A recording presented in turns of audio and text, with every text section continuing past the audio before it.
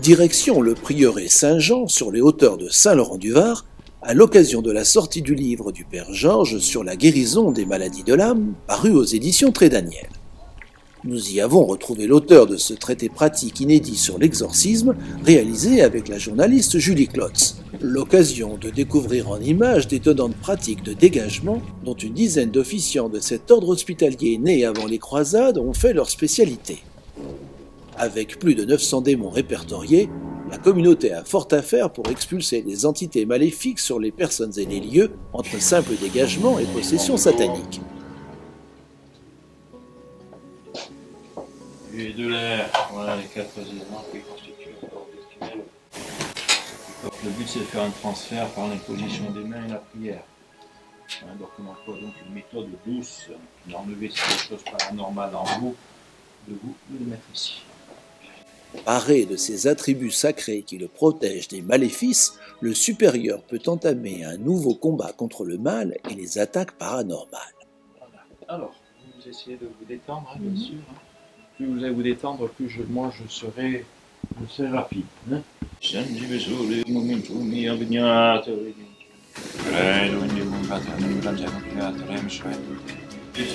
familiers et protection s'enchaînent en latin et en français. Sanctam Ecclesias Catholica, Sanctorum Communiem Carnivionem Vitam Aeternam. Amen, amen, amen. Au fil des incantations et tandis qu'Aurélie semble partie dans un autre monde, d'étranges bulles jaillissent en chuintant, du bol retourné dans une écuelle en bronze.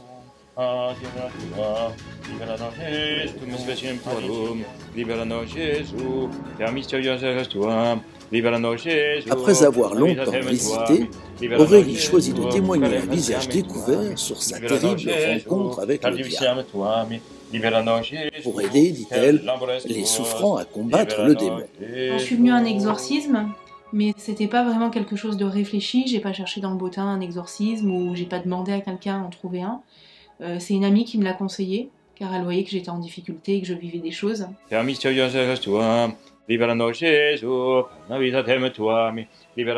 Impassible, Aurélie ignore le crépitement de l'eau qui semble maintenant répondre aux litanies du Père Georges.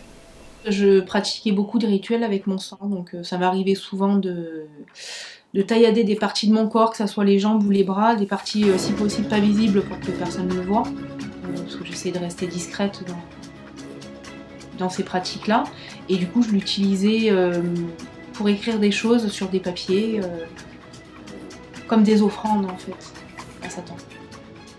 Cet ancien adepte de magie noire fera du tort à 2 personnes avant de renoncer au démon qui lui pourrit la vie et la dévore. C'est pour ça que c'était compliqué de venir là, c'était presque une honte de venir avouer ce que j'avais pu faire du côté obscur.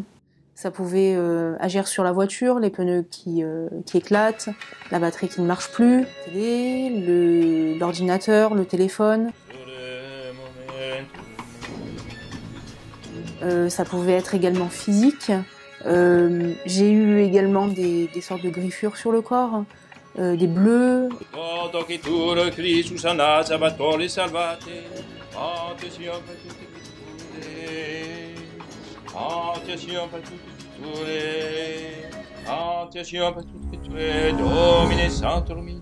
Tous les berami, des patika, des palusica, des palusica, des poitanis, tiasanis, cotianis, tous les berami, des Le commencement était le verbe, rituel ancestral où l'intonation de la voix compte autant que les prières et l'invocation des anges.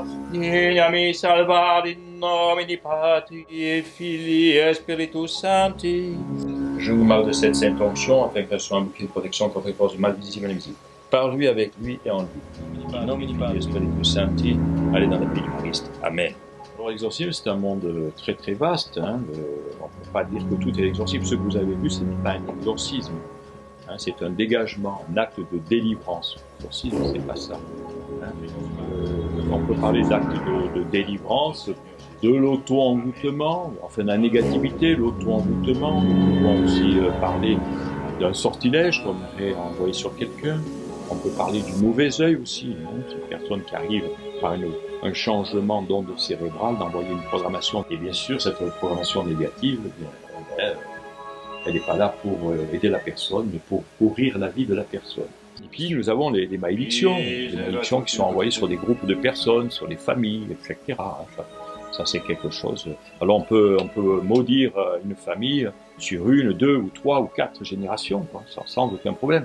On peut cibler par exemple que sur les femmes. Sur les femmes, on va maudire toutes les femmes d'une famille. Il ne faut pas qu'il y ait des enfants, etc. Ou chez les hommes, moi j'ai vu des cas où c'est que tous les fils arrivés à 50 ans faisaient une crise cardiaque et mouraient d'une crise cardiaque.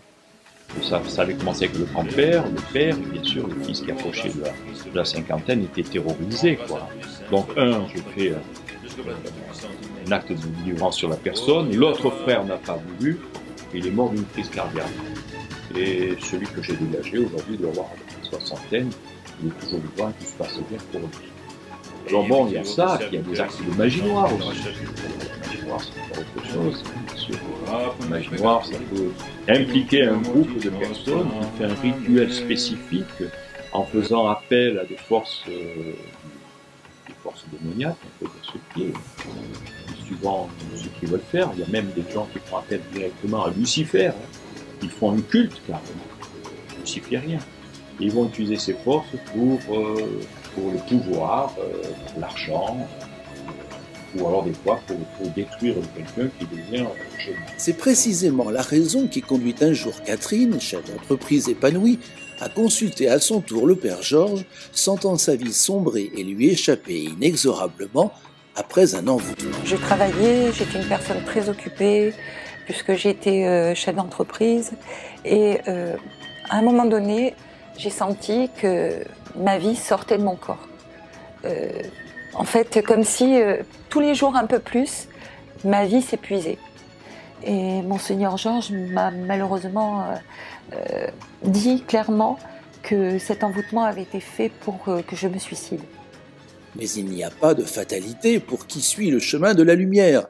Juste le combat du bien et du mal pour reprendre en main son destin, y compris face à un cas potentiellement mortel de possession.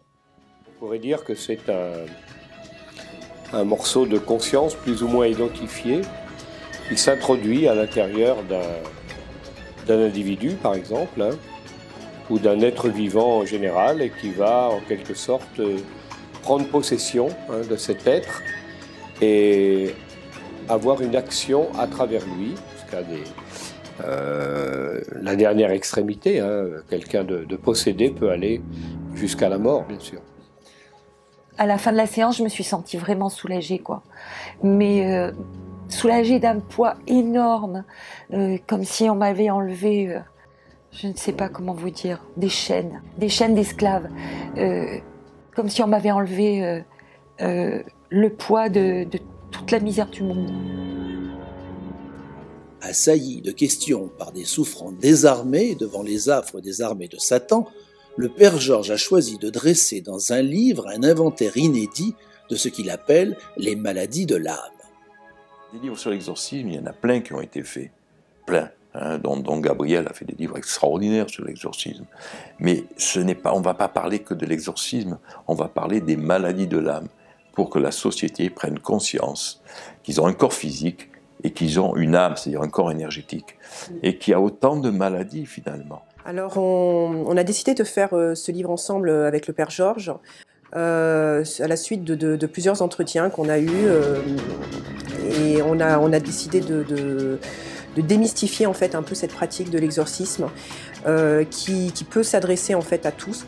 Ce livre, c'est surtout porter à la connaissance à des laïcs qu'il y a des dangers, qu'on peut être malade, que ce corps énergétique, pour prendre leur langage actuel, c'est pas le mien, mais je vais m'adapter, dans ce langage, dans leur langage, leur dire attention, ce corps énergétique est attaqué. En médecine chinoise, on est très conscient de ces problèmes. Voilà. Et ces attaques, elles peuvent vous pourrir votre vie, et votre vie, elle bascule entièrement. Et quand on arrive à guérir cette âme, à enlever ces forces occultes qui peuvent polluer cette âme, la personne reprend une vie normale.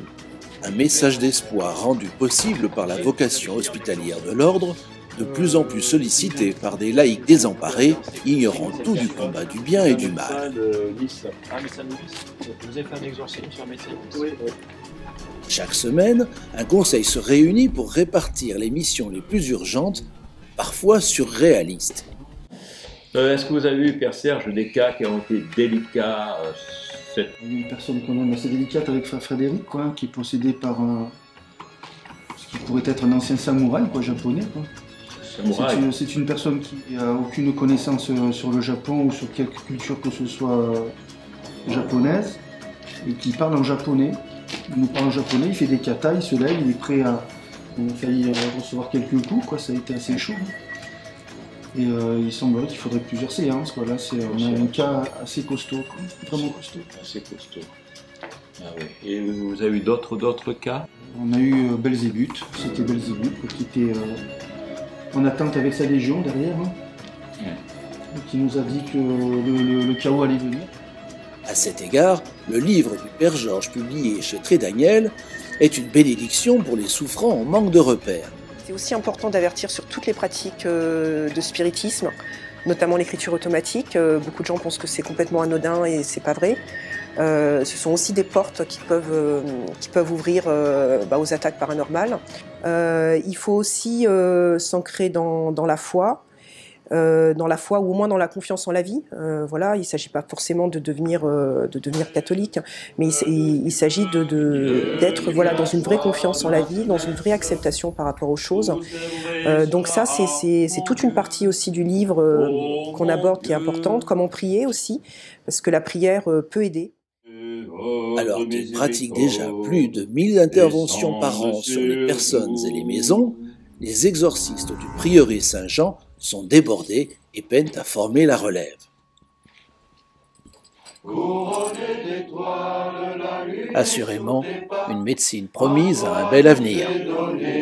L'aurore du salut.